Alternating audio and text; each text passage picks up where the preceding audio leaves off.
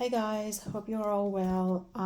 Okay, so today I thought I'll show you how you can have really nice crisp edges around your canvas if you're working with fluid acrylics, or basically if you're just working with a canvas rather than just a paper.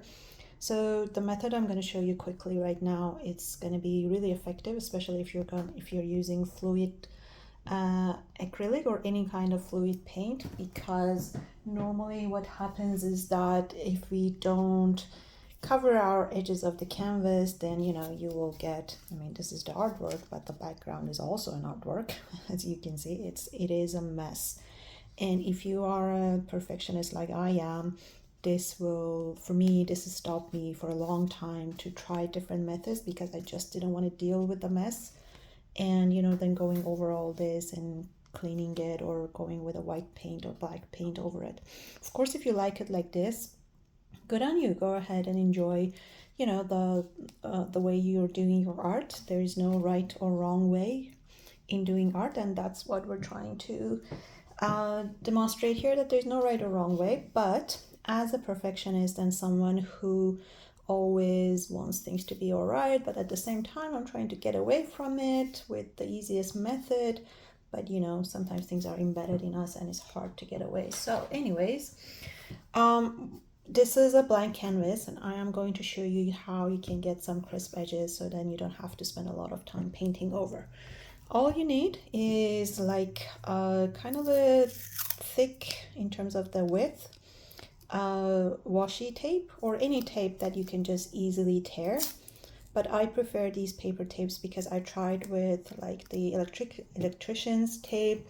It made it, when I was going to peel it off, it actually was making a lot of hassles. So what you need to do is just get a tape and then extend it to the length or width of your canvas, then align it really nicely to the edge that you want. So for me, I think that would be fine. And then go with your finger over it, rip it off. Then I like to make things neat and clean, so I will just press it, and then fold the edge as well. Now there's one extra step here that if you do, it's gonna make you have a lot more nicer edge, because the paint will seep through this, because this is paper basically. So you need a popsicle stick. Just go over your edge with the popsicle stick, especially the edge, this side of that you want to avoid the paint getting in. Go over it a few times, make sure it's nice and tight. I like to do the back as well.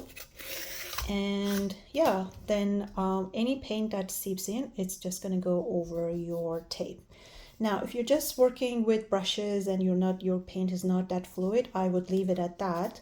However, if you are working with fluid paints that will actually run under the canvas, then I would do an extra step and just take the rest of my paper tape or washi tape, I actually really don't know what you call these, and then go over one more time at the back, and then press firmly, and then make sure that the edge between this tape at the back and the one on the side, you also want to make sure that they're really tight.